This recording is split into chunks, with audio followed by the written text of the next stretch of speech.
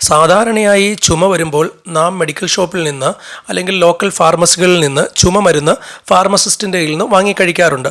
അത് നിയമപരമായി തെറ്റുമല്ലായിരുന്നു. കാരണം ഡ്രഗ് ആൻഡ് കോസ്മെറ്റിക് ആക്റ്റിൽ ഷെഡ്യൂൾ കെ അനുസരിച്ച് നമുക്ക് OTC മരുന്നുകൾ, ഓവർ ദി കൗണ്ടർ മരുന്നുകൾ വിൽക്കുന്നതിന് പ്രശ്നമില്ല.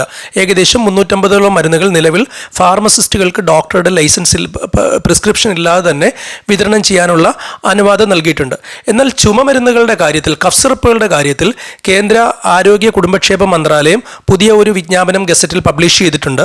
നിയമപരമായിട്ട് ഇനി ഈ മരുന്ന് ഡോക്ടറുടെ പ്രിസ്ക്രിപ്ഷൻ ഇല്ലാതെ, കുറിപ്പടി ഇല്ലാതെ വിതരണം ചെയ്യാൻ പാടില്ല.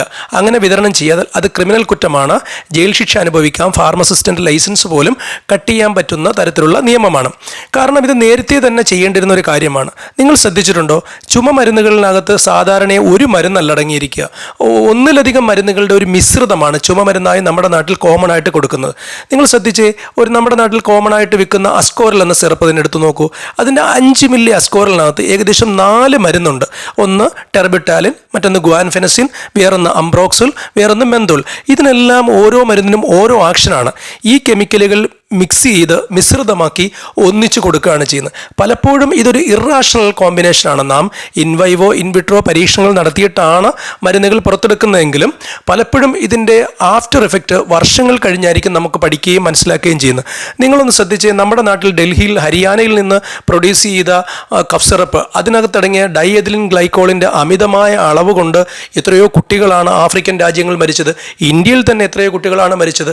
എൻ്റെ അഭിപ്രായത്തിൽ ഇത്തരത്തിലുള്ള കോമ്പിനേഷൻ മരുന്നുകൾ നിർത്തുക തന്നെ ചെയ്യണം. കാരണം ഇന്ത്യയിൽ ഒഴിച്ച് ബാക്കി ഒരു രാജ്യങ്ങളിലും, ഞാൻ പറയുന്നത് ഗൾഫ് രാജ്യങ്ങളായിക്കോട്ടെ, യൂറോപ്യൻ രാജ്യങ്ങളായിക്കോട്ടെ, അവിടെ ഒന്നും ഇത്തരത്തിലുള്ള കോമ്പിനേഷൻ മരുന്നുകൾ ലഭ്യമല്ല. അവിടെ ഏക മരുന്നുകളാണ്. അതായത് ഇപ്പോൾ അംബ്രോക്സോൾ മാത്രമാണെങ്കിൽ അംബ്രോക്സോൾ മാത്രം, ഗുവാൻഫെനസിൻ മാത്രമാണെങ്കിൽ ഗുവാൻഫെനസിൻ മാത്രം. ഇത്തരം കോമ്പിനേഷൻ മരുന്നുകൾ ലഭ്യമല്ല. ഇത്തരം കോമ്പിനേഷൻ മരുന്നുകൾ ഇറക്കുന്നത് കൊണ്ട് എന്താണ് ഗുണം? കാരണം നിങ്ങളൊന്ന് ചിന്തിച്ചു നോക്കിയാൽ, പലപ്പോഴും കേന്ദ്ര സർക്കാർ പ്രൈസ് കൺട്രോൾ കൊണ്ടുവന്നിട്ടുണ്ട്, പല മരുന്നുകളുടെയും വില നിയന്ത്രണ പട്ടിക കൊണ്ടുവന്നിട്ടുണ്ട്. ഈ വില നിയന്ത്രണ പട്ടിക മറികടക്കാനായി ഇവർ പല മിശ്രിതങ്ങൾ ഒന്നിച്ചു ചേർക്കും. അപ്പോൾ അതും വില നിയന്ത്രണ പട്ടികയിൽ നിന്ന് പുറത്തുപോയി. ഉദാഹരണം, അംബ്രോക്സോൾ ഹൈഡ്രോക്ലോറൈഡ് വില നിയന്ത്രണ പട്ടികയിലുണ്ടെങ്കിൽ അവർ അംബ്രോക്സോൾ ഹൈഡ്രോക്ലോറൈഡിൻ്റെ കൂടെ ഗുവാൻഫെനസിനും കൂടെ മിക്സ് ചെയ്യും. അപ്പോൾ ആ വില നിയന്ത്രണ പട്ടികയിൽ നിന്ന് പുറത്തു പോവുകയും അതിന് അവർക്കിഷ്ടമുള്ള വിലയ്ക്ക് വിൽക്കുകയും ചെയ്യും. ഇതൊന്ന്. മറ്റൊരു കാര്യമെന്ന് പറഞ്ഞാൽ, പല കഫ് സിറപ്പുകളിനകത്തും നാർക്കോട്ടിക്കായ മരുന്നുകൾ അടങ്ങിയിട്ടുണ്ട്. അതായത് നമ്മുടെ സെൻട്രൽ നെർവസ് സിസ്റ്റത്തെ അഫക്റ്റ് ചെയ്യുന്ന പല മരുന്നുകളും ഒപ്പിയം കണ്ടൻ്റായിട്ടുള്ള മരുന്നുകൾ, മോഫിൻ്റെ, പെത്തഡിൻ്റെയൊക്കെ പല വകഭേദങ്ങൾ, കഫ് സപ്രസൻ്റ് ആയിട്ട് ഉപയോഗിക്കുന്ന പല വകഭേദങ്ങളും അടങ്ങിയിട്ടുണ്ട്. ഇതൊരു അഡിക്ഷനാണ്. ഇത് പലരും ആൽക്കഹോളിക് ആയിട്ടുള്ള അല്ലെങ്കിൽ ഒരു കഫ് സിറപ്പ് കഴിക്കുന്നത് അവർക്കൊരു അഡിക്ഷന് വേണ്ടി ഉപയോഗിക്കാറുണ്ട്. അപ്പോൾ കൃത്യമായ ഒരു മോണിറ്ററിങ് ഇതിന് ആവശ്യമാണ്.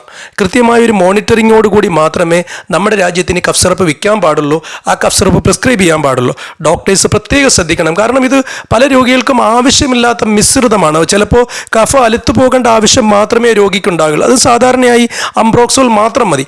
അതിൻ്റെ കൂടെ ഗുവാൻഫെനസിൻ ആഡ് ചെയ്യുക, അങ്ങനെ പല 3-4 മിശ്രിതങ്ങൾ ആഡ് ചെയ്തിട്ട് രോഗികളെ ബുദ്ധിമുട്ടിക്കുന്ന അല്ലെങ്കിൽ അവരെ വീണ്ടും രോഗികളാക്കുന്ന ഒരു പ്രതിഭാസം, അതെന്തിൻ്റെ പേരിലാണെങ്കിലും അത് നിയന്ത്രിക്കണം.